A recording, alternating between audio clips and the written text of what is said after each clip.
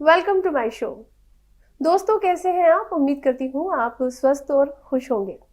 होली का मौका है और फाल्गुन का महीना भी प्रेम का महीना है। ऐसा माना जाता है कि फाल्गुन का ये महीना भगवान श्री कृष्ण को बहुत भाता है। कहते हैं कि होली के 8 दिन पहले से होलाष्टक शुरू हो जाता है और ये होली का दहन तक चलते हैं। असल में होलाष्टक बताते हैं कि होली आने वाली है, लेकिन क्या ये होलाष्टक और क्यों इन दिनों के दौरान कोई भी मांगलिक कार्य या शुभ कार्य नहीं किए जाते? खास बात यह भी है कि ऐसा कौन कौन से काम है जो होलाष्टक के दौरान नहीं करने चाहिए। चलिए ये सब जानेंगे इस वीडियो के जरिए। तो दोस्तों, आपको बता देते हैं, होलाष्टक के दौरान कोई मांगलिक काम करता है तो उसे कई तरह की दिक्कतों का सामना करना पड़ता है।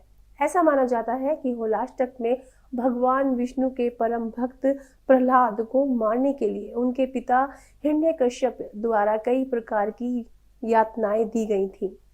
इसलिए होलाष्टक काल को हिंदू पौराणिक कथाओं में अशुभ माना जाता है।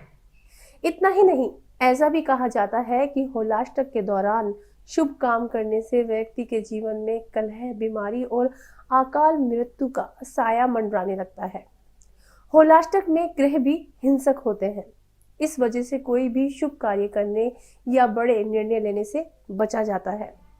हिंदू कैलेंडर की 8 तिथियों में होलाष्टक होता है।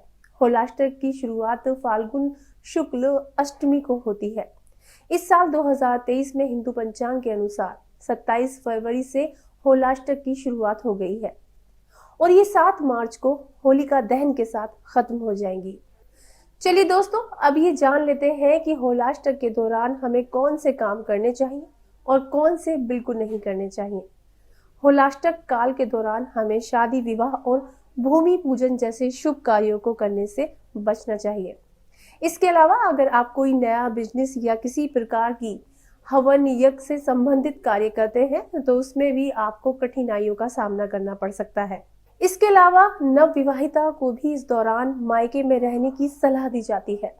साथियों, आप ये तो जान गए होंगे होलाष्टक के दौरान क्या क्या नहीं करना चाहिए।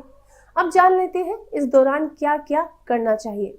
सबसे पहले तो आपको गरीबों, दिन दुखियों को मदद करनी चाहिए, यानी दान दक्षिणा को इस दौरान शुभ माना जाता है। इसके अलावा आपको अपने घर में रोजाना पूजा पाठ करना चाहिए। इस समय के दौरान यदि तप यज्ञ को भी बहुत शुभ माना जाता है। होलाष्टक पर पेड़ की एक शाखा काटकर उसे जमीन में लगाने का रिवाज है। इस शाखा पर रंग बिरंगे कपड़े बांधे जाते हैं। बता दें कि इसी शाखा को प्रहलाद का रूप माना जाता है। तो देखा दोस्तों, आप समझ गए होंगे कि होलाष्टक काल क्या है और इसके दौरान हमें किन किन काम को करने से बचना चाहिए। उम्मीद करती हूँ ये जानकारी आपको अच्छे से समझ में आ गई होगी। आपको आने वाली होली की बहुत बहुत शुभकामनाएं। ये होली आपके लिए बहुत शुभ हो। अब मैं आपसे विदा लेती हूँ। नमस्कार।